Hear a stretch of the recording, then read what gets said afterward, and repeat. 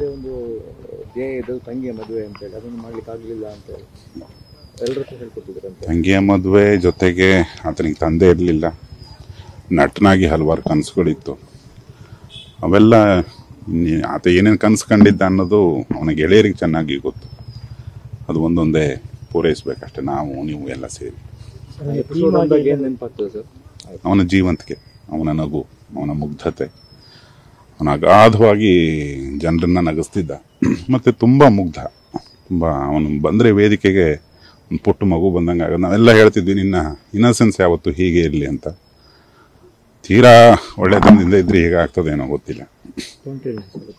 ಹೌದು, ತುಂಬ ಇಂಪ್ರಾಂಪ್ಟು, ಸ್ಪಾಂಟೇನಿಯಸ್, ತುಂಬ ಶಾರ್ಪ್ ಮೈಂಡೆಡ್, ಏಕಸಂಧಿಗ್ರಾಹಿ ಅಂತಾರೆ. ಒಂದ್ಸತಿ ಹೇಳಿದ್ರೆ ಅರ್ಥ ಆಗ್ಬಿಡೋದು ಅವನಿಗೆಲ್ಲದು. ತುಂಬ ಅದ್ಭುತ ನಟ. ತುಂಬ ಬದುಕು ಗೊತ್ತಿದ್ದವ್ರು ಮಾತ್ರ ತುಂಬ ಚೆನ್ನಾಗಿ ನಡ್ಸೋಕ್ಕಾಗತ್ತೆ. ಅವನಿಗೆ ಬದುಕು ಚೆನ್ನಾಗಿ ಗೊತ್ತಿತ್ತು. ಕರಾವಳಿಯ ಕಾಮಿಡಿ ಇಡೀ ರಾಜ್ಯಕ್ಕೆ ಸೆಟ್ ಆಯ್ತಲ್ಲ. ಹೌದು ಹೌದು. ಈ ಕರಾವಳಿಯ ಭಾಷೆನ ಇಟ್ಕೊಂಡೇ ಅವನು ತುಂಬ ಚೆನ್ನಾಗಿ ನಗಿಸ್ತ. ಅವನ ಭಾಷೆನ ಅವನು ಬದಲಾಯಿಸ್ಕೊಳ್ಳಿಲ್ಲ. ಈ ಥರದ್ದು ಹಲವಾರು ಮನಸ್ಸಿನ ಸ್ಟ್ರೆಂಗ್ತು ಜಾಸ್ತಿ ಇದ್ದಂಥ ಹುಡುಗ ಅವನು. ಹೃದಯದ ಸ್ಟ್ರೆಂಗ್ತು ಜಾಸ್ತಿ ಇದ್ದಂಥ ಹುಡುಗ, ಸಹೃದಯಿ. ಇವತ್ತು ಆ ಹೃದಯ ಸುಮ್ಮನಾಗ್ಬಿಡ್ತು.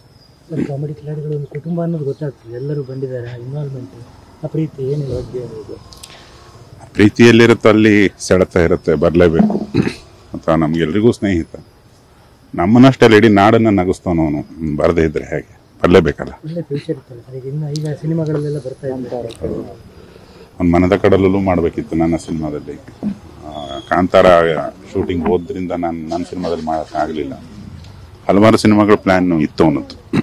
ತುಂಬ ಸಿನಿಮಾದಲ್ಲಿ ಯಾವತ್ತೂ ಸಿನಿಮಾ ಒಳ್ಳೆ ನಟರನ್ನ ಕೈ ಬಿಡೋದಿಲ್ಲ. ಬಟ್ ಈಗ ಸಿನಿಮಾಗೆ ಅವನಿಲ್ದಂಗೆ ಆಗೈತೆ.